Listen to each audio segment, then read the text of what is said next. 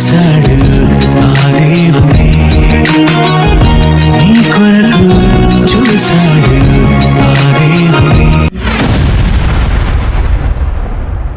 ప్రభునందు ప్రియమైన దేవుని పిల్లారా, ఒకని పాపములు క్షమించే అధికారము ఇప్పుడెవరికి ఉంది? అంశం పేరు మరొకసారండి. ఒకని పాపములు క్షమించే అధికారము ఇప్పుడెవరికుంది? ప్రియమైన దేవుని పిల్లారా, ప్రపంచంలో మొదటి మనిషి ఆదాము గారి దగ్గర నుండి ఇప్పటి వరకు చరిత్రను మనం ఆలోచిస్తే మనిషి ఆలోచనలు పెరిగాయి. మనిషి జ్ఞానవంతుడిగా మారాడు. ఈ విశ్వాన్ని, ప్రకృతిని ఉపయోగించుకోవడంలో మనిషి ఎంతగానో విజయాన్ని సాధించాడండి. ఒకప్పుడు కాలినడకన నడిచి వెళ్ళే మనిషి గుర్రాల వేగం కన్నా అతి వేగంగా ప్రయాణించే ఇంజన్ వాహనాలను తయారు చేసుకున్నాడు. నీటి మీద ప్రయాణం చేస్తున్నాడు. అతివేగంగా గాలిలో, విమానంలో ప్రయాణం చేస్తున్నాడు. ఎక్కడో జరిగిన సమాచారాన్ని ప్రపంచ దేశాల్లో, ఏ దేశంలోనైనా, ఏ రాష్ట్రంలోనైనా, ఏ జిల్లాలోనైనా, ఏ మండలంలోనైనా, ఏ ప్రాంతంలో అయినా, ఏ ఇంటిలోనైనా, ఎవరికైనా సరే ఎలాంటి ప్రమాదం జరిగినా, ఎలాంటి సమాచారాన్నైనా అతి వేగంగా క్షణాల మీద ఈరోజు మనిషి తెలుసుకుంటున్నాడు. ఈరోజు ఇంటర్నెట్ రావడం వలన ఏదైనా క్షణాల్లోనే తెలిసిపోతుందండి. ఇప్పుడు ఏ విషయమైనా మనం తెలుసుకోవాలంటే మనందరి చేతుల్లో కూడా సెల్ ఫోన్ ఉంది.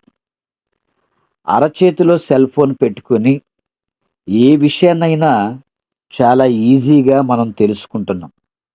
ఒకప్పుడు ట్రైన్ టికెట్ రిజర్వేషన్ చేయించుకోవాలంటే రిజర్వేషన్ కౌంటర్ దగ్గరికి వెళ్ళి క్యూలో నిలబడి అక్కడ అప్లికేషన్ ఇస్తే దాన్ని ఫిల్ చేసి రిజర్వేషన్ చేయించుకునేవారు. ఇప్పుడైతే ఆన్లైన్లో బుక్ చేసుకుంటున్నామండి. ఏ ప్రాంతంలో ఉన్నా ఆన్లైన్లోనే టికెట్ని మనం బుక్ చేసుకుంటూ ఉన్నాం. మన దగ్గర ఉన్నటువంటి సెల్లోనే బస్ టికెట్ కానీ, ట్రైన్ టికెట్ కానీ, ఫ్లైట్ టికెట్ కానీ, ఇంకా సినిమాలకు సంబంధించిన టికెట్స్ కానీ అన్నీ కూడా ఆన్లైన్లోనే ఈరోజు బుక్ చేసుకునేటువంటి టెక్నాలజీ మన మధ్యకు వచ్చింది. అలాగే కరెంటు బిల్లు కట్టాలంటే కరెంట్ ఆఫీస్ దగ్గరికి వెళ్ళి కట్టేవారండి ఒకప్పుడు. తర్వాత మీ సేవలో కట్టేవారు. ఇప్పుడు అలా కాకుండా సెల్ ఫోన్లోనే కట్టేస్తున్నారండి. ఎల్ఐసి పాలసీలు కానీ, కరెంటు బిల్లు కానీ, ఇంకా మరేదైనా బిల్లులు కట్టాలి అంటే సెల్ ఫోన్ ద్వారా, కొన్ని యాప్ల ద్వారా కడుతూ ఉన్నారు. ఏదైనా దూర ప్రాంతాలకు వెళ్ళవలసిన ఊరిని జీపీఎస్ ద్వారా తెలుసుకుంటున్నారు. గ్లోబల్ పొజిషనింగ్ సిస్టమ్ ద్వారా తెలుసుకుంటున్నారండి. ఏ వైపుకి వెళ్ళాలో, లెఫ్ట్కి వెళ్ళాలో, రైట్కి వెళ్ళాలో కూడా ఈ మ్యాప్ను మనం చూసుకుంటూ వెళ్ళేటువంటి అవకాశం ప్రస్తుతం మనకు కనిపిస్తూ ఉందండి. మరి మనిషి అభివృద్ధి సాధించాడని మనకు అర్థమవుతుంది. మరి ఎంత సాధించిన మనిషి ఈ భూమి మీద ఉన్న మనుషులకు వస్తున్న రోగాలకు మందులు కనిపెడుతున్నాడు. ఒక రోగం వస్తుంటే మళ్ళీ మందులు కనిపెడుతూనే ఉన్నాడు. శరీర సంబంధమైనటువంటి ఏ రోగాలైనా మందులు ఈ ప్రపంచంలో కనుగొనబడుతూనే ఉన్నాయండి. మరి ఎలాంటి దానికైనా పరిష్కారం అనేది మనకి సమాజంలో కనిపిస్తుంది. కానీ పాపములు క్షమించే పరిస్థితి ఈ ప్రపంచంలో ఎక్కడా కూడా మనకి కనిపించడం లేదండి. మనుషులు ఎన్నో పాపాలు చేస్తూనే ఉన్నారు. అబద్ధం ఆడుతూ ఉన్నారు, దొంగతనం చేస్తూ ఉన్నారు, నరహత్యలు చేస్తూ ఉన్నారు, మోసాలు చేస్తూ ఉన్నారు. పవిత్రమైన జీవితాలు జీవించకుండా ఎన్నో వ్యర్థమైన కార్యక్రమాలు మరి భూమి మీద అనేక మంది దేవుని పిల్లలు చేస్తూనే ఉన్నారండి. అంటే అనేక మంది పాపంలో కూడా పండిపోయారు అని చెప్పుకోవడంలో ఎలాంటి సందేహం కూడా లేదు. మరి ఈరోజు మనుషులు వారి అక్రమాల విషయంలో నరమాతులైపోయారండి. దేవుడు కోరుకున్నట్టుగా మనిషి జీవించడం లేదు. మరి ఈరోజు పాపం పెరిగిపోయింది అంటే, ఈ పాపం చేస్తూ పాపంలోనే పాపంతో ఉండి చచ్చిపోతే దేవుని దగ్గరకు మనం వెళ్ళలేమండి. వెళ్ళలేము అనే సంగతి చాలామందికి తెలిసినా, ఇంకా పాపం చేస్తూనే పాపపు లోకంలోనే పాపంతోనే బ్రతుకుతూ ఉన్నారండి. దేవుడు ఈ భూమి మీద నుండి మనిషి తిరిగి మరలా తనున్నటువంటి లోకమైన పరలోకానికి రావాలని కోరుకున్నాడండి. ఎలా రావాలని కోరుకున్నాడో పరిశుద్ధ గ్రంథం నుంచి ఒక మాట చూద్దామండి. ఎఫెసీయులకు రాసిన పత్రిక మొదటి అధ్యాయము 4-6 వచనాల వరకు చూద్దాం. ఎఫెసీయులకు రాసిన పత్రిక మొదటి అధ్యాయము 4-6 వచనాల వరకండి. ఎట్లనగా తన ప్రియుని యందు తాను ఉచితముగా మనకనుగ్రహించిన తన కృపా మహిమకు కీర్తి కలుగునట్లు తన చిత్త ప్రకారమైన దయా సంకల్పము చొప్పున యేసుక్రీస్తు ద్వారా తనకు కుమారులుగా స్వీకరించుటకై మనలను ముందుగా తన కోసము నిర్ణయించుకొని మనము తన ఎదుట పరిశుద్ధులమును నిర్దోషులమునై ఉండవలెనని జగత్తు పునాది వేయబడక మునిపే ప్రేమ చేత ఆయన క్రీస్తులో మనలను ఏర్పాటు చేసుకున్నాడండి. అంటే మన సంకల్పం ఎప్పటిదని దేవుడు తెలియచేస్తున్నాడంటే, తన ఎదుట మనమంతా కూడా అండి పరిశుద్ధులుగా నిర్దోషులుగా ఉండాలని దేవుడు జగత్తు పునాది వేయబడక ముందే నిర్ణయించుకున్నాడండి. అంటే మనమంతా కూడా పరిశుద్ధులుగా భూమి మీద బ్రతకాలని, పవిత్రులుగా బ్రతకాలని దేవుడు కోరుకున్నాడు. మరి ఈ భూమిని విడిచిపెట్టేటప్పటికి నా పిల్లలందరూ కూడా పవిత్రమైన జీవితాన్ని జీవించి పవిత్రమైన వారిగా దేవుని దగ్గరకు నా దగ్గరకు రావాలి అని దేవుడు ఆశపడుతూ ఉన్నాడు. కానీ మనుషులంతా కూడండి మరి వారికున్నటువంటి బలహీనతతో పాపాలు చేస్తూనే ఉన్నారు. అనేక మందిలో ఎన్నో బలహీనతలు మనకు కనిపిస్తూ ఉంటాయి. వారికున్నటువంటి బలహీనతలను బట్టి వారు పాపాలు చేస్తూనే ఉన్నారండి. మరి ఒకప్పుడు ప్రారంభ కాలంలో ఎలాంటి భయంకరమైనటువంటి మరి పాపం అనేది ఆ రోజుల్లో కూడా ఉందో ఒక సందర్భాన్ని ఆలోచిస్తేనండి, ఆదికాండము 6వ అధ్యాయము 3 నుంచి కొన్ని వచనాలు చూద్దామండి. ఆదికాండము 6వ అధ్యాయము 3వ వచనం నుంచి. అప్పుడు యెహోవా, నా ఆత్మ నరులతో ఎల్లప్పుడూ వాదించదు, వారు తమ అక్రమ విషయములలో నరమాత్రులై ఉన్నారు. అయినను వారి దినములు 120 ఏండ్లగును. నరుల చెడుతనము భూమి మీద గొప్పదనియు వారి హృదయం యొక్క తలంపులోని ఊహ అంతయు ఎల్లప్పుడూ కేవలము చెడ్డదని యెహోవా చూసి తాను భూమి మీద నరులను చేసినందుకు యెహోవా సంతాపము నొంది తన హృదయములో నొచ్చుకొనెను. భూలోకము దేవుని సన్నిధిని చెడిపోయుండెను, భూలోకము బలత్కారముతో నిండియుండెను. నా ఆత్మ నరులతో ఎల్లప్పుడూ వాదించదు అంటున్నాడండి. అంటే భూమి మీద ఉన్న మనుషులందరూ దేవుడు చెప్పినట్లుగా వాళ్ళు బ్రతకటం లేదు. వారు మార్గాలను చెరిపివేసుకున్నారండి. మరి నా పిల్లలంతా కూడా ఇలా చెడిపోయారు అని మరి దేవుడు ఎంతగానో బాధపడిపోతూ ఉన్నాడు. మరి వారు తన దగ్గర ఉండడానికి మరి దేవుడు అనేక మంది పిల్లలంతా కూడా దేవుని దగ్గరికి రావాలని ఆయన ఆశపడుతుంటే, మరి ఆయన పవిత్రుడుగా పరిశుద్ధుడిగా ఉన్నాడు కాబట్టి మనం కూడా మరి దేవుని ఎదుట పరిశుద్ధులుగా నిర్దోషులుగా నిలబడాలని ఆయన కోరుకుంటున్నాడండి. కానీ మనిషి మాత్రం ఈ భూమి మీద పాపం చేయడంలో పిహెచ్డి చేసిన వాడిగా పండిపోయాడండి. అయితే దేవుడు మనం ఎన్ని పాపాలు చేసినా సరే కనికరించి పాపంలో ఉన్నవారిని మరి క్షమించేటువంటి కార్యక్రమాన్ని దేవుడే మనందరి కొరకు ఏర్పాటు చేశాడండి. క్షమాపణ పెట్టి ఆ పాపాలను కడిగివేసి వాళ్ళకి నూతన స్వభావాన్నిచ్చి మరలా నాలో నూతనంగా జీవించినట్లయితే నిర్దోషులుగా, పరిశుద్ధులుగా నేనున్నటువంటి లోకానికి చేరుకునే అవకాశం ఉంది అని దేవుడు ఒక చక్కటి అవకాశాన్ని తన పిల్లలందరికీ ఇచ్చాడండి. కానీ ఎంతోమంది వారి పాపాల్ని కడిగి వేసుకొని దేవుని దగ్గరికి వస్తున్నారు చెప్పండి? యెషయా గ్రంథము 43వ అధ్యాయము 25వ వచనం చూద్దామండి. యెషయా గ్రంథము 43వ అధ్యాయము 25వ వచనం. నేను నేనే నా చిత్తానుసారముగా నీ అతిక్రమములను తుడచివేయుచున్నాను. నేను నీ పాపములను జ్ఞాపకము చేసుకొనను అంటున్నాడండి. నేనే నా చిత్తానుసారముగా నీ అతిక్రమములను, అంటే అతిక్రమాలంటే మనం చేస్తున్నటువంటి పాపాలండి. ఆ పాపములను తుడిచివేయుచున్నాను. నేను నీ పాపములను తుడిచివేసిన పాపములను ఎన్నటికి కూడా దేవుడు జ్ఞాపకము చేసుకొనను అంటున్నాడండి. ఏమండి, మనం చేసిన పాపాలని జ్ఞాపకం చేసుకుంటున్నాం. లేకపోతే ఎదుటివారు చేసినటువంటి పాపాలని జ్ఞాపకం ఉంచుకొని అప్పుడప్పుడు వాళ్ళని మనం ఏమండి మాట్లాడుతూ ఉంటాం. పలానప్పుడు పలానా వ్యక్తి ఇలా చేశాడు, అలా చేశాడని వాళ్ళ పాపాలను మనం ఎత్తి చూపించేవారుగా ఉంటామండి. అయితే దేవుడే నేను మీ పాపాలను జ్ఞాపకము చేసుకొనను అంటే మనుషులు జ్ఞాపకం చేసుకుంటూ మరొక మనిషిని ఏమండి బాధ పెట్టించేవారుగా మనకు కనిపిస్తున్నారు. ఇక మరొక మాట చూద్దాం చూడండి. యెషయా గ్రంథము 44వ అధ్యాయము 22వ వచనం అండి. యెషయా గ్రంథము 44వ అధ్యాయము 22వ వచనం.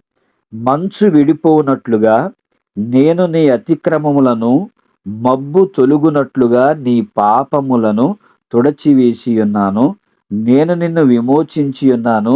నా యొద్దకు మళ్ళుకొనుము అంటున్నాడండి. ఏమండి, దేవుడు నేను నీ పాపాలు క్షమించాను కాబట్టి ఇక మీరు పాపం చేయకుండా నా యొద్దకు మళ్ళుకొడుని అని దేవుడు మరొక అవకాశాన్ని కూడా మనందరికీ ఇస్తూనే ఉన్నాడండి. మంచు విడిపోనట్లుగా నేను నీవు చేసినటువంటి మరి పాపాలను, మబ్బు తొలగునట్లుగా నీ పాపములను తుడిచివేసి ఉన్నాను. ఏమండి, మంచు ఎండ వేసిన వెంటనే మంచంతా కూడా కరిగిపోతుందండి. మబ్బు కూడా చూడండి, వర్షం పడిన వెంటనే మబ్బు కూడా తొలగిపోతుందండి. అలాగే ఈ మంచు విడిపోయినట్లుగా, మబ్బు తొలగిపోయినట్లుగా నేను నీ పాపాలు క్షమించాను. ఇక నీవెన్నటికీ కూడా పాపం చేయకుండా నా యొద్దకు మళ్ళుకొడిని అని దేవుడు మాట్లాడుతూ ఉన్నాడండి. అయినా కూడా ఎంత మంచి అవకాశాన్ని దేవుడు మనకిస్తున్నా మనం ఎన్నో పాపాలు చేస్తూనే ఉన్నామండి. మరొక మాట చూద్దాం చూడండి. యెషయా గ్రంథము 55వ అధ్యాయము 7వ వచనం అండి. యెషయా గ్రంథము 55వ అధ్యాయము 7వ వచనం. భక్తిహీనులు తమ మార్గమును విడువవలెను. భక్తిహీనులు తమ మార్గమును విడవవలెను. దుష్టులు తమ తలంపులను మానవలెను. వారు యెహోవా వైపు తిరిగిన ఎడల ఆయన వారి యందు జాలిపడును. వారు మన దేవుని వైపు తిరిగిన ఎడల ఆయన బహుగా క్షమించును అంటున్నాడండి. క్షమించడం వేరు, బహుగా క్షమించును. ఏమండి, భక్తిహీనులు తమ మార్గాన్ని విడిచిపెట్టాలండి. దుష్టులు కూడా దుష్టమైనటువంటి తలంపులను వాళ్ళు ఆలోచించడం మానుకోవాలి. ఇలా భక్తిహీనులు తమ మార్గాన్ని విడిచిపెట్టి దుష్టులు తమ తలంపులను మానుకొని వాళ్ళంతా కూడండి దేవుని వైపు తిరిగిన యెడల ఆయన వారి యందు జాలి పడతాను అంటున్నాడండి.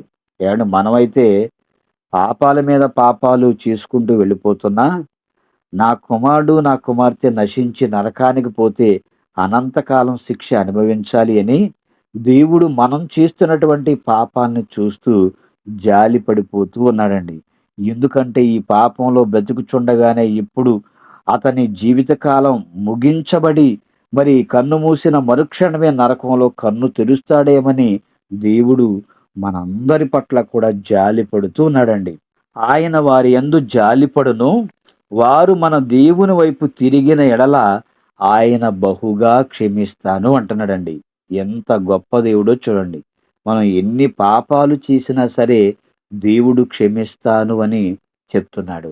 మంచి అవకాశానండి దేవుడు మనందరికీ మరి ఇస్తున్నప్పటికీ చాలామంది వారి పాపపు జీవితాన్ని కడుక్కొనలేక వాక్యాన్ని వింటూ వాక్యానికి పరిమితమై ఉన్నారే తప్పండి బాప్తిసం తీసుకునేవారిగా చాలామంది మనకి కనిపించడం లేదు. అంటే ఇక్కడ మన పాపాలను తీసివేసేది తండ్రి అయిన దేవుడని మనకి ఈ మాటల్లో అర్థమవుతుందండి. ఇక మరొక మాట చూద్దాం చూడండి. హెబ్రీయులకు రాసిన పత్రిక 8వ అధ్యాయము 12వ వచనమండి. హెబ్రీయులకు రాసిన పత్రిక 8వ అధ్యాయము 12వ వచనం. నేను వారి దోషముల విషయమై దయగలిగి వారి పాపములను ఇకను ఎన్నడును జ్ఞాపకము చేసుకొననని ప్రభువు సెలవిచ్చుచున్నాడు. దేవునికి మనిషికి మధ్య ఉన్న ఆ భయంకరమైనటువంటి పాపం, ఆ పాపం అండి ఒక అడ్డుగోడగా మారిపోయింది. పాపాల్ని తీసివేయటం కొరకు దేవుడే క్షమించి మనుషులు చేసినటువంటి పాపాలను తీసివేసేటువంటి కార్యక్రమాన్ని ఆయనే చేపట్టాడండి. తీసివేస్తాను అంటే కూడా ఈ ప్రపంచంలో నుండి అనేక మంది పాపంలో ఉన్నవారు దేవుని చెంతకు రాలేకపోతున్నారు.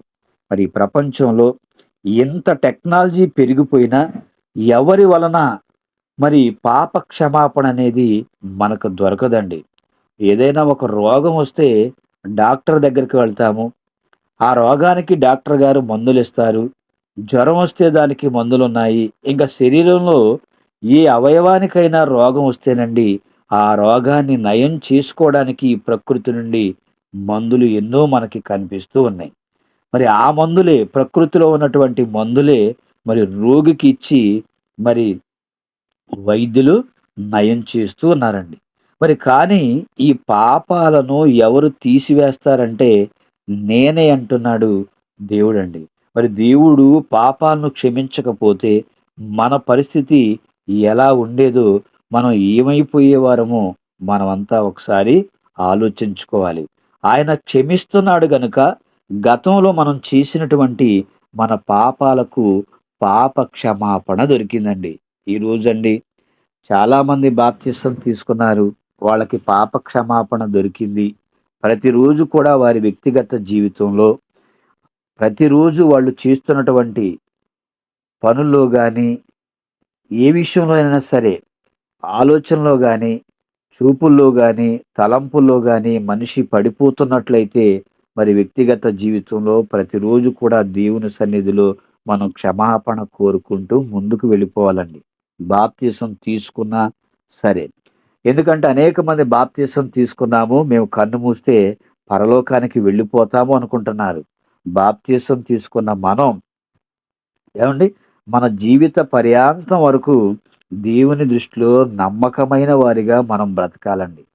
కానీ చాలామంది బాప్తీసం తీసుకోనకుండా అలాగే మరి దేవుని మాటలు వింటూ మరి ఆరాధనకొస్తున్నారు, సభలకొస్తూ ఉన్నారు, దేవుని కార్యక్రమాల్లో పాల్గొంటున్నారండి. ఎన్ని చేసినా సరే ఇవన్నీ చేయటం తప్పు కాదు ఒక విశ్వాసిగా. అయితే ఇవన్నీ చేస్తూనే మనం ఏం చేయాలంటే ఈ విషయంలో మాత్రం మనం చాలా తొందరపడాలండి. ఈ లోకంలో ఎన్నో విషయాల్లో మనం తొందరపడుతూ ఉంటాం గానీ, తొందర పడవలసిన విషయంలో మాత్రం అనేక మంది నెగ్లెక్ట్ చేసేవారుగానే మనకు కనిపిస్తూ ఉన్నారు. ఈరోజు మనం ప్రభువులో ఆనందంగా గడుపుతున్నామంటేనండి, ఆ క్షమాపణ అనేది మనకు లేకపోతే మన పరిస్థితి ఎలా ఉండేదో ఒకసారి మనమంతా కూడా ఆలోచించుకోవాలి. పాపం వలన వచ్చు జీతం మరణం అన్నారండి. కానీ ఈ రోజుల్లో మనం ఎన్నో ఉద్యోగాలు చేస్తూ మనం జీతాన్ని సంపాదించుకుంటున్నాం. మన కుటుంబ పోషణ కొరకు, వ్యక్తిగత పోషణ కొరకు మనం ఎన్నో ఉద్యోగాలు చేస్తూ అంటే జీతాల్ని మనం తీసుకుంటున్నాం. కానీ ఈ శరీరంతో భూమి మీద ఉన్నంత కాలంలో ఏవండీ పాపాన్ని మనం కడుగుకొనకపోతేనండి జీతం చాలా భయంకరమైనది. ఇక ఆ జీతం మనకి ఏవండీ అనంత కాలం ఆ శిక్షను మనం అనుభవిస్తూనే ఉండాలి. అందుకని పాపం వలన వచ్చు జీతం మరణం అంటున్నాడు. మరి దాని నుండి ఎవ్వరు కూడా తప్పించుకోలేరండి. మరణం అంటే అగ్ని ఆరదు, పురుగు చావదు. భయంకరమైనటువంటి ఆ లోకం ఏవండి? అదే రెండవ మరణమండి. శరీర సంబంధమైన రోగం పోయినా, పోకపోయినా చావనేది మనిషికి ఖచ్చితంగా వస్తూనే ఉంటుంది. కానీ ఆత్మ సంబంధమైన చావు మరి పాపాత్ములకు మాత్రమే ఉంటుందండి. ఎవరైతే ఆ పాపాలతోనే ఉండిపోతారో వారికి రెండవ మరణం అనగా అగ్నిగుండం అనేది తప్పదండి. అయితే దేవుడు పాపులను కనికరించి అగ్నిగుండంలో రాలిపోతున్న వారిని చూసి ఈ భూమి మీద బ్రతికి ఉండగా ఎవరైతే పశ్చాత్తాపపడి దేవుని చెంతకు వచ్చి దేవా నేను తప్పు చేశాను, నేను పాపిని, నన్ను క్షమించమని అడుగుతారో వాళ్ళను క్షమించడానికి ఆయన మార్గమును ఎప్పుడు కూడా సరళము చేస్తూనే ఉన్నాడండి. ఏమండి? సుంకరి చక్కగా ప్రార్థన చేశాడండి. నేను పాపిని, నన్ను క్షమించమని. ఏమండి? పరిసయ్యుడు మాత్రం ఎదుటివారితో పోల్చుకుంటూ ఆయన ప్రార్థన చేస్తూ ఉన్నాడు. ఎప్పుడైనా సరే మనమంతా కూడా అండి పాపంలో బ్రతుకుతూ ఉన్నప్పుడు నేను పాపిని ప్రభువా నన్ను క్షమించు అంటే తప్పకుండా దేవుడు క్షమిస్తాడండి. కానీ చాలామంది ఇంకా పాపాలు చేయడానికి నేను పాపిని అని ఒప్పుకొనలేక ఈ పాపిగానే ఇంకా చాలా కాలం బ్రతకాలని దేవుని దగ్గరకు రాలేకపోతూ ఉన్నారండి. నేనే నా చిత్తానుసారంగా చేస్తున్నాను అంటున్నాడండి దేవుడు. ఎంత మంచి అవకాశమో చూడండి. ఏమంటే దసరా గాని, దీపావళి గాని, క్రిస్మస్ గాని, సంక్రాంతి గాని ఇలా వస్తూ ఉన్నప్పుడండి పండుగలు కొన్ని కొన్ని ఆఫర్స్ పెడుతూ ఉంటారండి. వస్తువులు గాని, సెల్ ఫోన్స్ గాని ఏవండీ? ఇలాంటి ఆఫర్స్ మనకు పెడుతూ ఉంటారు. ఎందుకంటే ఈ ఆఫర్‌లో కూడా మిగిలి ఉన్నటువంటి వస్తువుల్ని సేల్స్ చేసుకోవచ్చు అని. మరి దేవుడైతేనండి, ఇంకా ఎంతకాలం మీరు పాపంలో బ్రతుకుతారు? నేను మీకు క్షమాపణ ఇస్తున్నాను. బహుగా నేను మిమ్మల్ని క్షమిస్తున్నాను. రండి అని దేవుడు మనకు కూడా ఒక చక్కటి అవకాశాన్ని మనకు కూడా దేవుడు ఆఫర్ చేస్తూ ఉన్నాడండి. ఏవండీ? ఆ ఆఫర్‌ను ఎంతమంది స్వీకరిస్తున్నారు చెప్పండి ఈరోజు? పాపాలను క్షమించే అధికారం ఒకప్పుడు తండ్రి అయిన దేవునికి ఉన్నట్లుగా మనకి అర్థమైందండి. ఇప్పుడైతే పాపాలను క్షమించే అధికారం భూమి మీద ఎవరికి ఉందో మరి పరిశుద్ధ గ్రంథంలో దేవుడు ఏమని రాయించాడో మరికొన్ని మాటలు చూద్దాం చూడండి. మత్తయి సువార్త 9వ అధ్యాయము 1, 2 వచనాలు చూద్దామండి. మత్తయి సువార్త 9వ అధ్యాయము 1, 2 వచనాలు. తరువాత ఆయన దోణి ఎక్కి సముద్రము దాటి తన పట్టణములో ప్రవేశింపగా ఇదిగో జనులు పక్షవాయువుతో మంచము పట్టి ఉన్న ఒకని ఆయన యొద్దకు తీసుకొని వచ్చిరి. యేసు వారి విశ్వాసము చూసి కుమారుడా ధైర్యముగా ఉండుము, నీ పాపములు క్షమింపబడి ఉన్నవని పక్షవాయువు గల వానితో చెప్పాను. ఏమండి? ఈ రోజుల్లో పాపం తీసివేయటం చాలా కష్టమైన పనండి. రోగమైతే ఒక చోట ఒక హాస్పిటల్‌లో ఒక డాక్టర్ దగ్గర తగ్గకపోయినా మరొక డాక్టర్ దగ్గరికి వెళ్ళొచ్చండి. రాష్ట్రాలు దాటి, దేశాలు దాటి వెళ్ళొచ్చండి. ఆ రోగాన్ని తగ్గించుకోవడానికి. కానీ పాపాలను తీసివేయడానికి, ఆ పాపాన్ని కడగడానికి ఎవ్వరికి కూడా భూమి మీద అధికారం అనేది లేదండి. మరి యేసుక్రీస్తు వారు దోణి ఎక్కి సముద్రాన్ని దాటి మరి పట్టణంలో ప్రవేశించినప్పుడు పక్షవాయువు, పక్షవాయువు కలిగినటువంటి ఒక వ్యక్తిని ఆయన యొద్దకు తీసుకొచ్చారండి. పెరాలసిస్ పక్షవాయువు అంటే పెరాలసిస్ వచ్చిన వాడిని. అతని కాళ్ళు, చేతులు కూడా పడిపోయాయి. మరి ఈ వ్యాధి వచ్చినటువంటి కొంతమందండి లేవలేరు, సరిగ్గా మాట్లాడలేరండి. ఏమంటే సరిగ్గా నడవలేరు కూడా. మరి అలాంటి మరి పక్షవాయువు కలిగినటువంటి అతనిని మంచముతో ఆయన యొద్దకు తీసుకొచ్చారండి. ఎందుకంటే అక్కడంతా కూడా ప్రభు చుట్టూ జనసమూహాలున్నారు. రావడానికి కూడా ఈ ఎంట్రన్స్ ద్వారా రావడానికి కూడా అవకాశం లేకపోతేనండి వాళ్ళ విశ్వాసం చూడండి. అతనిని అలాగే మంచం మీద ఎలాగైతే ఉన్నాడో ఆ మంచంతో పాటుగానే ఆయన్ను ప్రభు దగ్గరికి తీసుకొచ్చారండి. మరి యేసుక్రీస్తు వారి దగ్గరికి వెళ్తే ఎలాగైనా సరే బాగు చేస్తాడు. ఆయన ప్రార్థన చేస్తే ఎలాగైనా ఈ పక్షవాయువు గలవాడు బాగుపడతాడు అనుకొని వాళ్ళంతా కూడండి మంచి విశ్వాసంతో ప్రభు దగ్గరకు అతన్ని తీసుకొని వచ్చారు. మరి యేసుక్రీస్తు వారు వారి విశ్వాసాన్ని చూసి, కుమారుడా, ధైర్యముగా ఉండము, నీ పాపములు క్షమింపబడి ఉన్నవని పక్షవాయువు గలవానితో అనెను. ఏమండి, వాళ్ళు వచ్చిందేమో రోగాన్ని తీసివేయమని వచ్చారు. నీ పాపములు క్షమింపబడి ఉన్నవని ప్రభు మాట్లాడుతూ ఉన్నారండి. ఏమండి, వైద్యుల దగ్గరికి వెళ్ళి, డాక్టర్ గారు, నేను భయంకరమైనటువంటి పాపిని, నాకున్న పాపానికి వైద్యం చెయ్యండి అంటే మనల్ని పిచ్చివాడిగా చూస్తాడండి. ఎందుకంటే డాక్టర్ కూడా పెద్ద పాపే. అవును కదండి. ఈ రోజుల్లో లాయర్ కానీ, డాక్టర్ కానీ, ప్రొఫెసర్ కానీ, ఏమంటే టీచర్ కానీ, వ్యాపారవేత్త కానీ, వీళ్ళందరూ కూడా పెద్ద పాపులేనండి. ఎందుకంటే వాళ్ళను మనం పాపం అంటే ఏంటి అని చెప్తే వాళ్ళే ఎన్నో భయంకరమైనటువంటి పాపాలు చేస్తారు కాబట్టి పాపాల గురించి, పాపం గురించి మరి సరి అయినటువంటి నిర్వచనాన్ని వాళ్ళు ఇవ్వలేరండి. అలాగే ఇక్కడ యేసుక్రీస్తు వారండి, నీ పాపములు క్షమింపబడి ఉన్నవని పక్షవాయువు గలవానితో అనెను. అప్పుడు పక్షవాయువు గలవానిని మరి తీసుకొచ్చినప్పుడండి యేసుక్రీస్తు వారు స్వస్థత చెయ్యాలి. ఏమంటే స్వస్థత చేయాలి గాని, నీ పాపములు క్షమించబడి ఉన్నవని పక్షవాయువు గలవానితో అనెను.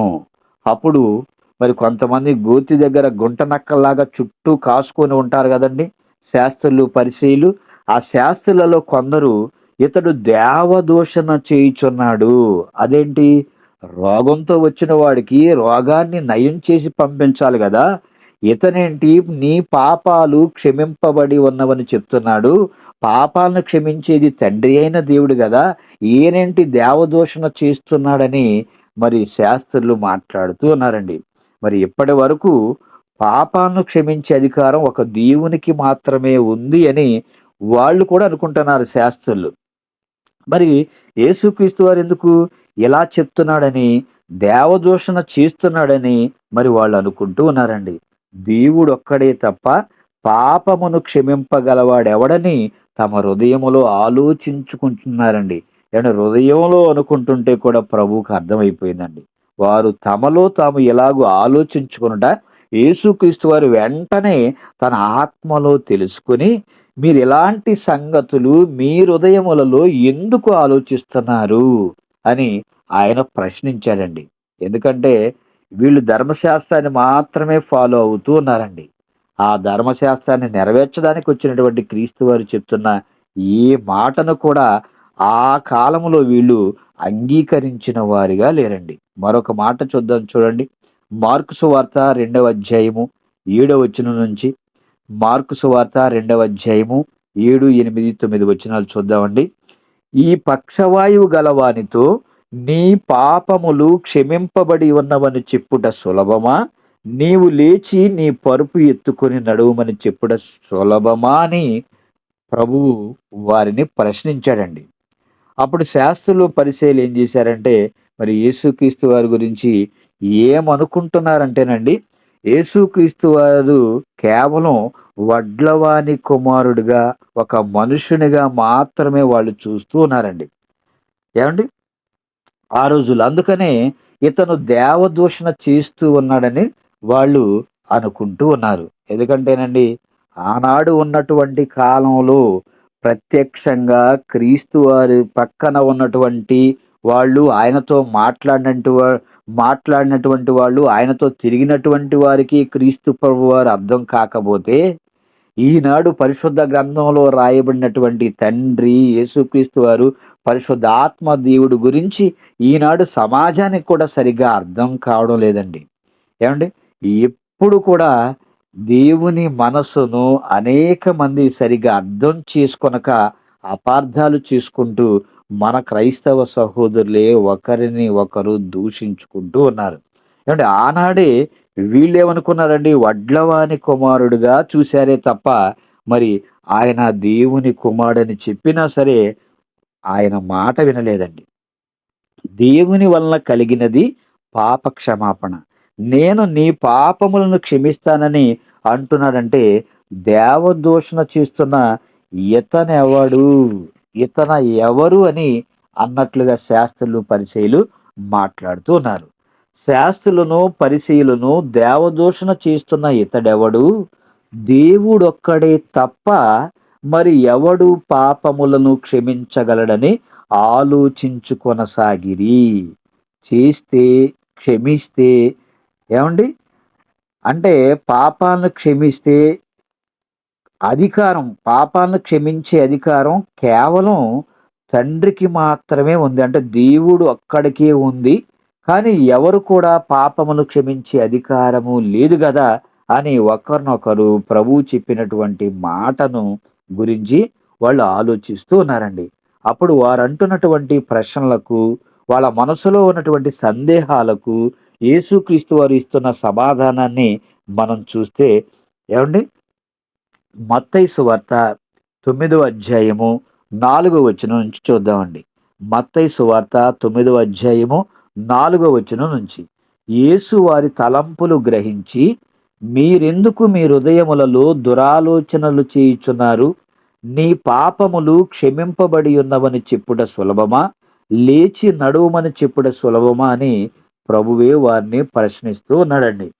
అయినను పాపములు క్షమించుటకు భూమి మీద మనుష్య కుమారునికి అధికారము కలదని మీరు తెలుసుకొనవలెనని చెప్పి, ఆయన పక్షవాయువు గలవానిని చూసి, నీవు లేచి నీ మంచమెత్తుకొని నీ ఇంటికి పొమ్మని చెప్పగా, వాడు లేచి తన ఇంటికి వెళ్ళెను. ఏమండి, ఆ పక్షవాయువు గల వ్యక్తిని మంచం మీద పడుకోబెట్టి లేదా కూర్చోబెట్టి తీసుకొని వచ్చారండి. కానీ ప్రభు ఏమంటున్నాడండి, పాపములు కూడా క్షమించాడు, ఆ రోగం కూడా పోయింది, నీ మంచం ఎత్తుకొని లేచి మరి వెళ్ళమని ప్రభు చెప్తూ ఉన్నాడండి. జనులు అది చూసి భయపడి మనుషులకిట్టి అధికారం ఇచ్చిన దేవుణ్ణి మహిమపరిచిరి. ఏమంటే, కొంతమంది మూర్ఖులుగా అజ్ఞానులుగా ఉన్నప్పటికీ కొంతమంది అయినా సరే ఈయన నిజంగా దేవుని కుమారుడే, ఈయన ఈ అద్భుతం చేశాడని చెప్పుకొని మరి అతనికి భయపడేవారు కూడా ఎంతో కొంతమంది లేకపోలేదండి. ఏమండి, కాళ్ళు చేతులు పడిపోయి పక్షవాతం వచ్చిన ఒక వ్యక్తి మంచం మీద పడి ఉన్నప్పుడు మంచం మీద ఉన్న అతనిని లేచి నడవమని చెప్పుట ఏమండి సులభమా, లేకపోతే పాపములు క్షమించబడి ఉన్న చెప్పుట సులభమా అని అంటేనండి, లేచి నడవమని చెప్పటమే సులభము అని వాళ్ళు చెప్పారండి. ఎందుకంటే శరీర సంబంధమైన రోగం పోగొట్టుకోవడానికి చాలా మంది వైద్యులున్నారు. ప్రకృతిలో ఎన్నో మందులు కూడా ఉన్నాయండి. కానీ పాపాలని పోగొట్టడానికి ఈ భూ ప్రపంచంలో ఏ మందు లేదు. ఏమండి, ఏ వైద్యుడు కూడా లేడండి. కాబట్టి పరుపు ఎత్తుకొని నడవమని చెప్పడం సులభ సులభమైన పని అని వాళ్ళకు కూడా అర్థమైపోయింది. ఏమండి, మరి నీ పాపాలు క్షమింపబడి ఉన్నవని చెప్పడం అది చాలా కష్టమైనది. ఈ భూమి మీద ఏ మనిషి చెప్పలేనిది అది యేసుక్రీస్తు వారు మాత్రమే చెప్పగలిగాడండి. అంటే ఒకని పాపములను క్షమించే అధికారము యేసుక్రీస్తు వారికి ఉంది. అది అతనికి దేవుడే ఇచ్చాడండి. మరి అధికారం దేవుడు ఇచ్చాడు గనక యేసుక్రీస్తు వారు పాపములను క్షమించే అధికారాన్ని పొందుకున్నాడండి. చూడండి, కొన్ని ఉదాహరణలు మనం ఆలోచిస్తే కొంతమందికి సమాజంలో కొన్ని అధికారాలు ఉంటాయండి. అధికారంలో ఉన్నవారు చేస్తేనే అది చెల్లుబాటు అవుతుంది. అలా కాకుండా అధికారంలో లేనివారు ఏమండి, వారు సంతకాలు పెట్టినా సరే ఆ సంతకాలు అనేవి చెల్లవండి. ఉదాహరణకు మనకు ఒక క్యాస్ట్ సర్టిఫికేట్ కావాలనుకోండి. ఆ క్యాస్ట్ సర్టిఫికేట్ మనకు కావాలి అంటే ఇచ్చే అధికారం ఎంఆర్ఓ గారికే ఉంటుందండి. ఏమండి, మనం ఎంఆర్ఓ గారికి అర్జీ పెట్టుకుంటే మనకి వచ్చేటువంటి అవకాశం ఉంది. అలాగే ఇన్కమ్ సర్టిఫికేటు, మరికొన్ని ఇతర సర్టిఫికేట్లు కూడా ఇచ్చేటువంటి అధికారం ఎంఆర్ఓ గారికే ఉంటుంది. ఇక మన ముఖ్యమంత్రికి అండి, రాష్ట్ర పరంగా మనం చూస్తే ఎన్నో అధికారాలు ఆయన కలిగి ఉంటారు. ఈ అవసరత ఉన్నా సరే ప్రజలు ఆయనకు ఏదైనా అప్లికేషన్ పెట్టుకున్నప్పుడు మరి ఆయనకు అధికారం ఉంది కాబట్టి ఆయన సంతకానికి చాలా పవర్ అనేది ఉంటుందండి. ఏమంటే, చాలా ఖర్చు అయ్యేది మనకు ఏదైనా కావాలి అనుకుంటేనండి, మరి ఒక అధికారులు దగ్గరికి మనం వెళితేనే చక్కగా మనకి ఈజీగా పని అయిపోతుందండి. ఒక ఎంఆర్ఓ గాని, కలెక్టర్ గారి దగ్గరికి గాని, ముఖ్యమంత్రి గారి దగ్గరికి గాని, ఏవండీ వాళ్ళ దగ్గరికి వెళితేనే ఏవండీ మనకి మరి ఎలాంటి ఖర్చు లేకోకుండా వాళ్ళు సంతకాలు పెట్టేటువంటి అవకాశం ఉంది. ఎందుకంటే ఆయనకు అధికారం ఈ లోకంలో ఉంది కాబట్టి. అలాగే ఎవరికి ఏ అధికారం ఉన్నదో దాన్ని వినియోగించుకుంటూ ఉంటారు. ఈ ప్రపంచంలో కూడండి మరి భూ సంబంధమైన అధికారాలు చాలా మందికున్నాయి. కానీ పాపములను క్షమించే అధికారం ఒక్క యేసుక్రీస్తు వారికి మాత్రమే ఉంది. యోహాను సువార్త 3వ అధ్యాయము 35వ వచనం చూడండి. యోహాను సువార్త 3వ అధ్యాయము 35వ వచనం. తండ్రి కుమారుని ప్రేమించుచున్నాడు గనుక ఆయన చేతికి సమస్తము అప్పగించియున్నాడు. ఏమండి తండ్రి కుమారునికి సమస్తాన్ని కూడా అప్పగించాడండి. అంటే తండ్రి కుమారుని ప్రేమిస్తున్నాడు గనుక యేసుక్రీస్తు వారి చేతికి ఒక గొప్ప అధికారాన్ని దేవుడు అప్పగించాడు. అదే పాపములను క్షమించేటువంటి అధికారం అండి. ఎంత గొప్ప అధికారాన్ని అప్పగించాడో చూడండి. యోహాను సువార్త 14వ అధ్యాయము 12వ వచనం అండి. యోహాను సువార్త 14వ అధ్యాయము 12వ వచనం. నేను తండ్రి యొద్దకు వెళ్ళుచున్నాను గనుక నేను చేయు క్రియలు నాయందు విశ్వాసముంచువాడును చెయ్యును, వాటికంటే మరీ గొప్పవియు అతడు చెయ్యునని మీతో నిశ్చయముగా చెప్పుచున్నాను. ఏమండి తండ్రి యొద్దకు వెళ్ళుచున్నాను గనుక నేను చేయు క్రియలు అంటే నేను ఏవైతే కొన్ని కార్యక్రమాలు చేశానో అవి నాకు తండ్రి నాకు అప్పగించాడు. అలాగే ఎవరైతే ఆయన యందు విశ్వాసముంచి నమ్మకముగా ఉంటారో వారికి కూడా నేను కొన్ని కార్యక్రమాలు అప్పగిస్తానని యేసుక్రీస్తు వారు మాట్లాడుతూ ఉన్నారండి. నేను చేసిన కార్యక్రమాలంటే పాపములను క్షమించే అధికారం దేవుడు యేసుక్రీస్తు వారికి ఇస్తే, యేసుక్రీస్తు వారు ఆయన యందు ఎవరైతే విశ్వాసం ఉంచుతారో వారికి ఇస్తున్నాను అని కూడా ప్రభు మాట్లాడుతూ ఉన్నారండి. ఎంత గొప్ప భాగ్యమో చూడండి. ఎందుకంటే తండ్రి వల్ల ప్రభు అధికారాన్ని పొందుకున్నాడు. అదే అధికారాన్ని ఎవరైతే నన్ను విశ్వసించి నమ్ముతారో, నేను చెప్పినట్లుగా నడుచుకుంటారో వారికి కూడా నేను మరి అలాంటి అధికారాన్ని ఇస్తున్నానని క్రీస్తు వారు మాట్లాడుతూ ఉన్నారు. యోహాను సువార్త 20వ అధ్యాయము 23వ వచనం అండి. యోహాను సువార్త 20వ అధ్యాయము 23వ వచనం. మీరు ఎవరి పాపములు క్షమింతురో అవి వారికి క్షమింపబడును. ఏమంటే శిష్యులు ఎవరి పాపములైతే క్షమిస్తారో అవి వారికి క్షమింపబడును అంటున్నాడు. ఎవరి పాపములు మీరు నిలిచి ఉండనిత్తురో అవి నిలిచి యుండునని వారితో చెప్పాను. ఏమండి వాళ్ళకున్నటువంటి గొప్ప అధికారాన్ని, తండ్రికి క్రీస్తు వారికి ఉన్నటువంటి గొప్ప అధికారాన్ని ఎవరికి ఇచ్చి వెళ్తున్నారనే శిష్యులకు కూడా ప్రభు ఇస్తూ, రోగాలు తీసివేయమని కాదండి ఇచ్చినటువంటి అధికారాన్ని, ఆ వరాలను స్వస్థతా వరాలు ఏవైతే ఉన్నాయో వాటిని కూడా ఇచ్చేసి రోగాలు తీసివేయమని కాదండి. రోగాలు ఎవరైనా కూడా సమాజంలో తీసేస్తారు. ఈ భూ సంబంధమైన సుఖాలు ఎవరైనా అనుభవిస్తారు. కానీ ఈ భూమి మీద ఎవ్వరికీ లేని గొప్ప అధికారం నాకు మాత్రమే ఉంది.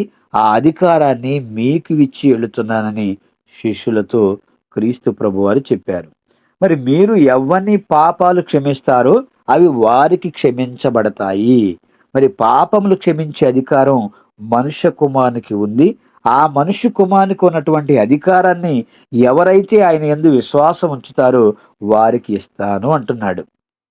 ఏమండి ఎందుకంటే ఎవరైతే విశ్వాసం ఉంచుతారో ఆ సమూహమే ఆయన శరీరం అండి. ఆయన శరీరం అంటే సంఘము అని.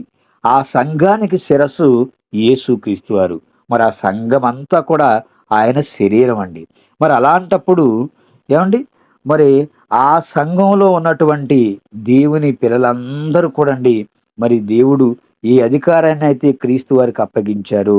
అదే అధికారాన్ని సంఘంలో ఉన్న వారందరికీ కూడండి క్రీస్తు ప్రభువారు ఇస్తున్నట్లుగా మనం చూస్తూ ఉన్నాం. ఆయనకి ఉన్న గొప్ప అధికారం ఆయనను నమ్మి క్రైస్తవులుగా సంఘంగా కూడుకునే వారికి ఇస్తున్నట్లుగా మనకి అర్థమవుతుందండి.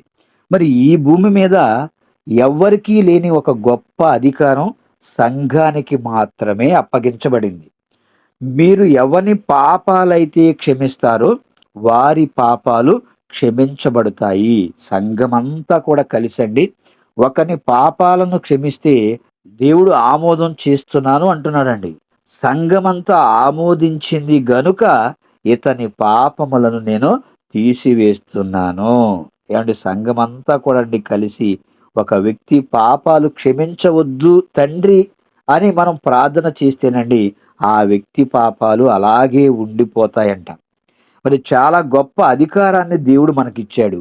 మీరు ఎవరి పాపాలు క్షమిస్తారో మీరు క్షమిస్తేనే నేను కూడా క్షమిస్తాను అంటున్నాడండి. మరి మీరు గనక ఆ పాపాలని ఉండనిస్తే నేను కూడా ఉండనిస్తున్నాను అని అంటున్నాడండి ఆయన. అంటే సంఘానికి ఎంత అధికారం ఉందో ఆలోచించండి. సంఘం అంటే ఏదో కాదండి. సంఘం అంటే మనమంతా కూడా సంఘము అని మనం అర్థం చేసుకోవాలి. మరి ఏ అధికారానికైనా చూడండి, కలెక్టర్ గారు గాని, ముఖ్యమంత్రికి గాని, ప్రధానమంత్రికి గాని లేనటువంటి గొప్ప ఏవండి అవకాశాన్ని మనకు మాత్రమే దేవుడిచ్చాడండి క్రైస్తవులకు. ఎందుకంటే కలెక్టర్‌కు ఉన్న అధికారం వేరు, ముఖ్యమంత్రికి ఉన్న అధికారం వేరు, ప్రధానమంత్రికి ఉన్నటువంటి అధికారం వేరండి. అలాగే సుప్రీం కోర్టు న్యాయమూర్తికైనా లేనటువంటి అధికారం ఈ ప్రపంచంలో ఏ రాజ్యాతి నేతకు లేనటువంటి అధికారం కూడా దేవుడు మనకిస్తూ ఉన్నాడండి. ఈ ప్రపంచంలో ఏ మేధావికి లేనటువంటిది, పార్లమెంటుకు లేనిది, శాసనసభకు లేనిది, ఏమండి, ఎవ్వరికీ లేని గొప్ప ఆధిక్యతను, అధికారాన్ని దేవుడు సంఘానికే ఇస్తూ ఉన్నాడు. ఒక ఎమ్మెల్యే గాని, ఒక ఎంపీగా పార్లమెంట్‌లో, శాసనసభలో సభ్యత్వం పొందడానికి ఎంత ప్రయాస పడతారో మనందరికీ తెలుసండి. ఏవండీ, ఓట్లు కావాలన్నప్పుడు అన్ని ప్రాంతాల్లో తిరుగుతారు. అన్ని రకాల వేషాలేస్తారండి. ఏవండీ, గెలిచిన తర్వాత ఆ ప్రాంత ప్రజల గురించి పట్టించుకోరండి. అంటే తన పదవి కోసం ఎంతవరకైనా వాళ్ళు తిరుగుతూ ఉంటారు. ఏ పార్టీకి ఆ పార్టీ వారే ప్రజాసేవ కార్యక్రమాలు మొదలు పెడతారండి. ఎప్పుడండి? ఓట్లకు ముందు. ఇక ఓట్లు అయిపోయిన తర్వాత మీరెవరో మాకు తెలీదన్నట్లుగా బోర్డు పెట్టుకుంటారు.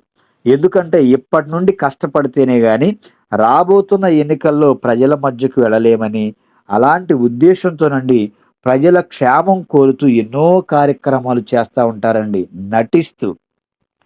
కారణం ఎందుకంటే ఒక ఎమ్మెల్యేగా శాసనసభలో ఉంటే ఆ సభ్యత్వం ఒక చట్టం అనేది చేస్తుంది కాబట్టి. అందులో ఒక సభ్యుడిగా సభ్యత్వం పొందాలి అంటేనండి వాళ్ళు మరి చాలా కష్టపడాలి. అలాగే పార్లమెంట్‌లో కూడా సభ్యత్వం పొందాలంటే ఎన్నో లక్షల మంది ఓట్లు వేసి గెలిపిస్తేనే పార్లమెంట్‌లో మెంబర్‌షిప్ అనేది వస్తుంది. మరి భూమి మీద చట్టాలు చేసే అధికారం వీరికి ఉంది కానీ పార్లమెంట్ అంతా కలిసి ప్రధానమంత్రి గారితో ఫలానాని వారి పాపములు క్షమిస్తున్నాను అనే చట్టం చేస్తున్నామని వారు తీర్మానం చేస్తేనండి వారి పాపాలనేవి క్షమించబడవు. వాళ్ళకి ఆ అధికారం లేదండి. ఎందుకంటే వీళ్ళే పెద్ద పాపులు కాబట్టి. వాళ్లకు లేని గొప్ప అధికారము సంఘమునకు దేవుడిచ్చాడు. మరి సంఘానికి ఇచ్చినప్పుడు సంఘంలో ఉన్నటువంటి సభ్యులందరూ కూడా ఎలా ఉపయోగించుకోవాలో చూడండి. మత్తయి సువార్త 18వ అధ్యాయము 15వ వచనం నుంచి చూద్దామండి. మత్తయి సువార్త 18వ అధ్యాయము 15వ వచనం నుంచి. మరియు నీ సహోదరుడు నీ ఎడల తప్పిదము చేసిన ఎడల నీవు పోయి నీవును అతడును ఒంటరిగా నున్నప్పుడు అతన్ని గద్దించుము. అతడు నీ మాట వినిన ఎడల నీ సహోదరుని సంపాదించుకొంటివి. ఏమండి, నీ సహోదరుడు నీ ఎడల, నీ సహోదరుడే కాదు నీ సహోదరి అయినా ఎవరైనా నీ ఎడల ఎలాంటి తప్పు చేసినప్పటికీ నీవు అతడు ఒంటరిగా ఉన్నప్పుడు వెళ్ళి ఏమంటున్నాడండి, నువ్వు చేసింది తప్పు అని గద్దించమంటున్నాడు. అతడు నీ మాట విన్నాడా? సరే, అప్పుడు నీ సహోదరిని నువ్వు సంపాదించుకుంటావు. వినకపోతేనండి ఏం చేయమంటున్నాడో కూడా కిందకి వెళితే మనకు అర్థమవుతుంది. ఏమండి, వినకపోతే ఏమండి కొంతమంది పెద్దల్ని మరి పిలిపించి చెప్పించమన్నాడు. లేకపోతే సంఘంలో ఉన్న వారితో కూడా చెప్పించమని చెప్పాడండి. ఏవండీ ఎవరైనా మన సహోదరుడు మన ఎడల ఒకవేళ తప్పుగా ప్రవర్తిస్తే నీవు ఏం చేయాలంటే అతడు ఒంటరిగా ఉన్నప్పుడు వెళ్ళి అతన్ని గద్దించాలండి. ఈరోజు గద్దించినా సరే వినేవారు లేరండి. ఎందుకంటే నువ్వు తప్పు చేస్తున్నావు. నువ్వు వెళుతున్న మార్గం మంచిది కాదు. నువ్వు నడుస్తున్న ప్రవర్తన, నడవడిక మంచిది కాదు. నీ ఆలోచనలు బాగోలేవు. వాటిని మార్చుకొని దేవుని ఆలోచన ప్రకారం బ్రతకండి అని చెప్పినా నడిచేవారు లేరండి. నా ఎడల నీవు చాలా పొరపాటు చేస్తున్నావని గద్దించమని దేవుడు చెప్పమని చెప్పాడండి. ఒకవేళ అతను నిజమే, నేను నీ ఎడల తప్పిదం చేశాను కాబట్టి నన్ను క్షమించు అని అడిగితేనండి తప్పకుండా మనం క్షమించేవారుగా ఉండాలి. ఇక మీదట అలా చేయనని మరి మన మాట విని ఒప్పుకుంటేనండి అతనితో మళ్ళీ మనం కలిసిమెలిసి ఉండొచ్చు. ఒకవేళ మనం గద్దించినప్పుడు వినకుండా పెడచెవిన పెట్టినప్పుడండి ఇద్దరు ముగ్గురు పెద్దలను తీసుకువెళ్ళి అడిగించమన్నాడండి. ఎందుకంటే ఒక్కడడిగితే వాడు లొంగడు కాబట్టి, వాడు చేసిన పాపాన్ని ఒప్పుకోడు కాబట్టి ఇద్దరు ముగ్గురు పెద్దలను తీసుకెళ్ళి అడిగించమన్నాడండి. ఆ పెద్దల మాట కూడా వినక పెడచెవిన పెడితే ఆ సంగతి సంఘం దగ్గరకు తీసుకురావాలంటండి. ఏమండి ఏదైనా ఒక కేసు చూడండి, మండల కోర్టులో న్యాయం జరగబోతే జిల్లా కోర్టుకు వెళ్తారండి. జిల్లా కోర్టులో జడ్జిమెంట్ సరిగ్గా జరగబోతే హైకోర్టుకు వెళ్తారండి. హైకోర్టులో కూడా సరైన జడ్జిమెంట్ జరగకపోతే సుప్రీం కోర్టుకు వెళ్తారండి. ఇక సుప్రీం కోర్టులో కూడా ఇక జడ్జిమెంట్ జరగబోతే ఇంకెక్కడికి వెళ్తారు చెప్పండి? అత్యున్నత న్యాయస్థానం సుప్రీం కోర్టు కదా. ఇక అక్కడ కంపల్సరిగా న్యాయం అనేది మరి జరగాలండి. ఇక అక్కడ కూడా జరగకపోతే దేవుని కోర్టు నుంచి ఏ ఒక్కరు కూడా తప్పించుకునే అవకాశం లేదండి. అలాగే సంఘంలో నిలవబెట్టి సంఘమంతా కూడా కలిసి నువ్వు చేస్తున్నది తప్పు తల్లి, నువ్వు చేస్తుంది తప్పు నాన్న అని మనం చెప్పేవారుగా ఉండాలండి. మరి సంఘం మాట కూడా వినకపోతే అతనిని సుంకరిగాను అన్యునిగాను ఎంచుకొనవలెను. సంఘం మాట వినకపోతేనండి ఆదివారం చర్చికి రానివరా ఏంటి అని ప్రశ్నించేవారు కూడా ఉన్నారండి. మరి అన్నీ ఇంట్లోనే కూర్చొని మేము బైబిల్ చదువుకుంటున్నామండి, రొట్టె ద్రాక్షారసం తీసుకుంటున్నామండి, పాటలు పాడుకుంటున్నామండి, వాక్యం చదువుకుంటున్నామండి, ముగింపు ప్రార్థన చేసుకుంటున్నామండి, మొత్తం మేము ఇంట్లోనే చేసుకుంటున్నామండి, సంఘానికి వెళ్ళవలసిన అవసరం మాకు లేదు అన్నట్లుగా అనేక మంది ఈరోజు కూడా అలాంటి కార్యక్రమాలు చేస్తూ ఉన్నారండి. ఏమంటే సమాజముగా కూడుకొనుట మానవద్దని దేవుడు చెప్పాడు. దేవుడు ఏదైతే మానవద్దంటాడో మనం ఏం చేస్తామంటే అదే మానేస్తామండి. దేవుడు చెయ్యమన్నది మాత్రం మనం చెయ్యం. దేవుడు మానకుండా సమాజంగా కూడుకోండి అంటే మనం మాత్రం మానివేస్తూనే ఉంటాం. ఏమండి మరి చాలా మంది చూడండి సంఘంలో ఏవైనా చిన్న చిన్న మరి గొడవలు వచ్చినప్పుడు ఆ చిన్న చిన్న సమస్యలు కూడా మరి ఆ సమస్యలను బట్టి సంఘానికి రాకుండా కూడా మానేసేవారు ఉన్నారు. మరి సంఘం అంతా కలిసి చెప్పిన సంఘం మాటను కూడా వినకపోతే మరి ఏమవుతుందో ఇంకా మనం కొన్ని మాటలు చూస్తేనండి భూమి మీద సంఘం అంతా కలిసి వేటిని బంధిస్తుందో అవి పరలోకంలో బంధించబడతాయి. భూమి మీద వేటిని మనం విప్పుతామో పరలోకంలో కూడండి అవి విప్పబడతాయని దేవుడు ముందుగానే మనకు తెలియజేశాడు. అంటే సంఘంలో అతనిని అన్యుడిగా చేశామంటే పరలోకంలో కూడా వాడికి సభ్యత్వం లేదు అని వాళ్ళు గుర్తించాలండి. ఎందుకంటే ఒకని పాపములు క్షమించే అధికారం ఈ భూమి మీద యేసుక్రీస్తు వారికి మాత్రమే ఉంది. యేసుక్రీస్తు వారు మరి తరువాత ఆ అధికారాన్ని సంఘానికి అప్పగించాడండి. సంఘమంతా కలిసి ఏమండి ఒక చక్కటి మరి నిర్ణయాన్ని తీసుకున్నప్పుడండి పరలోకంలో వాళ్లకు చోటు దొరికేటువంటి అవకాశం ఉంది. మరి సంఘానికి రావద్దంటే ఎంత ప్రమాదం అని చాలా మందికి తెలిసినప్పటికీ ఈ సహవాసానికి రాకోకుండండి ఈ రోజుల్లో మాట మాట వచ్చినప్పుడు సంఘాన్ని మానేసి అనేక మంది మరి వేరే చోట్లకి వెళుతున్న వారిగా మనం చూస్తున్నాం. కొంతమంది ఎక్కడికి వెళ్లకుండా వాళ్ళ ఇంట్లోనే ఉంటున్న వారిని కూడా మనం చూస్తూ ఉన్నామండి. అంటే సంఘంతో కలిసి మనం లేకపోతేనండి పరలోకంలో చోటు అనేది కూడా మనం కోల్పోతాం. అంటే నిత్యము కూడా నరకంలో ఉండేటువంటి అవకాశం కూడా ఉంది. ఆ నిత్య నరకంలో అగ్ని ఆరదు, పురుగు చావదు. అగ్నిలో నుంచి లాగినట్లుగా పరలోకానికి పంపించే అధికారం సంఘానికి ఉందండి. యోధాపత్రిక మొదటి అధ్యాయం 23వ వచనం చూస్తే, అగ్నిలో నుండి లాగినట్టు కొందరిని మనం రక్షించాలండి. మరి ఈరోజు ఎంత గొప్ప అధికారం సంఘం కలిగి ఉంది. మరి భూమి మీద మనం వేటిని బంధిస్తారో అవి పరలోకమందు కూడా బంధించబడుతున్నాయి. భూమి మీద మనం వేటిని విప్పుతామో అది పరలోకంలో కూడా విప్పబడుతుందండి. మరి సంఘంలో ఉన్న అనేక మంది మాట మాత్రం వినడం లేదు. సహోదరుల ఎడల భయంకరంగా అనేక మంది ప్రవర్తిస్తూనే ఉన్నారండి.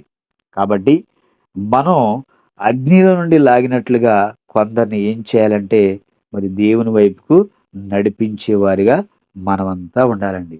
సంఘం మాట వినని వాడిని చచ్చిన తర్వాత అగ్నిగుండంలో వేస్తాడు దేవుడు. చాలా మందికి ఈరోజు సంఘం అంటే భయం లేదండి. సంఘం అంటే విలువ కూడా తెలియదండి. సంఘానికి వెళ్తే ఏముందని పక్కన పెట్టేస్తున్నారు. ఈరోజు అధికారం పంచాయతీకి ఉంది అని పంచాయతీ దగ్గరికి వెళ్ళిపోతున్నారండి. ఎందుకంటే ఆళ్ళకి గ్రామంలో ఉన్నటువంటి సమస్యలు గాని, వ్యక్తిగత సమస్యలు వచ్చినప్పుడు. మరి ఎంఆర్ఓకి అధికారం ఉందని మండలానికి వెళ్తున్నారండి. మరి లోక సంబంధమైన ఈ అధికారానికి మనిషి గజగజ వణికిపోతున్నాడు కానీ, దేవుడిచ్చిన సంఘానికి ఈ భూమి మీద అధికారం కలిగి ఉంది అని మరి గ్రహించుకోలేకపోతున్నారు. సంఘానికి పాపాలను క్షమించే అధికారం ఉందని ఎంతమంది తెలుసుకుంటున్నారు చెప్పండి? ఒకవేళ దేవుడే మనిషి పాపాలను క్షమించకపోతే వాడి పాపాలు అలాగే నిలిచిపోతాయండి. నిత్య నరకంలోనికి వెళ్ళిపోతాడు. ఆ భయంకరమైనటువంటి మరి అగ్నిగుండంలో మరి బాధను అనుభవిస్తూనే ఉంటాడండి. మరి ఈరోజు ఎంతమంది భయపడుతున్నారు చెప్పండి? సంఘం అంటేనే ఆదివారమేనండి. మళ్ళీ వెళ్ళేది కూడా ఆదివారమే. ఆ 2 గంటల సమయంలోనే కొంతమంది వాక్యం కోసం వస్తారు. చివరిలో కొంతమంది ప్రార్థన చేసేటప్పుడు కూడా వస్తూ ఉంటారండి. అంటే ప్రారంభం నుంచి ముగింపు వరకు సంఘానికి విశ్వాసులు వస్తూనే ఉంటారండి. ఏవండి? సమయానికి కనీసం ఒక 5 నిమిషాలు, 10 నిమిషాలు అటు ఇటుగా మనం వెళ్ళాలి. ఏవండి ఆదివారం అనేసరికి ఈ శనివారమే మన పనులు ముగించుకొని సాయంకాలానికి మరి వేకువజామున లేచి మన పనులు ముగించుకొనండి ఆదివారం త్వరగా దేవుని సన్నిధికి వెళ్ళాలనే భయం ఈరోజు చాలా మందిలో లేదండి. ఏవండి? ఎవరొస్తున్నారో ఏంటో అని తెలుసుకొని వచ్చేవారిని కూడా మనం చూస్తూ ఉంటామండి. దేవుని సన్నిధికి వెళ్ళేటప్పుడండి అన్నీ కూడా మనం ముందుగానే ప్రిపేర్ చేసుకొని ఏవండి ఆ ఉదయకాలం మనం దేవుని దగ్గరికి వెళ్ళాలండి. చివరగా ఒక మాట చూసి ముగించుకుందాం చూడండి. మత్తయి సువార్త 16వ అధ్యాయము 18, 19 వచనాలండి. మత్తయి సువార్త 16వ అధ్యాయము 18, 19 వచనాలు. మరియు నీవు పేతురవు, ఈ బండ మీద నా సంఘమును కట్టుదువు, పాతాళలోక ద్వారములు దాని ఎదుట నిలువ నేరవని నేను నీతో చెప్పుచున్నాను. పరలోక రాజ్యం యొక్క తాళపు చెవులు నీకిచ్చెదను. నీవు భూలోకమందు దేన్ని బంధించుదువో అది పరలోకమందును బంధింపబడును. భూలోకమందు దేన్ని విప్పుదువో అది పరలోకమందును విప్పబడునని పేతురు గారితో క్రీస్తు ప్రభువారు చెప్పారండి. అంటే పాతాళ లోకమును అగ్ని గుండమును తప్పించే అధికారం క్రీస్తు వారు ఎవరికిచ్చారండి? సంఘానికి ఇస్తున్నట్లుగా మనకు అర్థమవుతుంది. పరలోక రాజ్యపు తాళపు చెవులు ఇదిగో పేతురు నేను నీకు ఇస్తున్నాను అంటున్నాడండి. పరలోకానికి ఎవరిని పంపించాలో ఆ అధికారం ఇదిగో సంఘానికి ఇస్తున్నాను అంటున్నాడు. పరలోక రాజ్యపు తాళపు చెవి పేతురు గారి ప్రసంగంతో ఆరంభమయ్యి ఏమండి ఆనాడు 3000 మందిగా మరి సంఘంగా కూడుకున్నారండి. మరి ఆ సంఘానికి పెద్ద పేతురు గారు గనుక పేతురు గారికి ఇస్తే అందరికీ ఇచ్చినట్లేనండి. అంటే సంఘానికి ఇచ్చినట్లు మనకు అర్థమవుతుంది. మరి యేసుక్రీస్తు వారు తాళపు చెవులు ఈ భూమి మీద సంఘానికి ఇస్తున్నాడు అన్నాడు. సంఘానికి ఎంత గొప్ప అధికారం ఉంది అని ఈరోజు చాలా మంది తెలుసుకోలేకపోతున్నారండి. ఆ అధికారం మరి సంఘానికి ఇస్తే ఈ సంఘానికి ఎంతమంది విలువిస్తున్నారు చెప్పండి? సంఘ కార్యక్రమాలంటే ఎంతమంది పాల్గొంటున్నారు? ఇంత గొప్ప అధికారం మనకిచ్చాడంటే మనం ఎంతో గొప్పవారం అండి. సంఘానికి భయపడి సంఘ కార్యక్రమాల్లో పాల్గొనేవారు ఎంతమంది ఉన్నారో మనకు తెలుసండి. ఏమండి పంతాలు, పట్టింపులు ఇవన్నీ చూసుకుంటున్నారే తప్ప, మనం చనిపోతే దేవుడు నరకానికి పంపిస్తాడు పాపంలో బ్రతికితే అనే భావన చాలా మందిలో లేదండి. మరి సంఘ అధికారానికి ఒప్పుకోలేకపోతున్నారు చాలామంది. సంఘానికి వెళ్ళాలనే భయం మనిషికి లేదు, ఈనాడు లేదండి.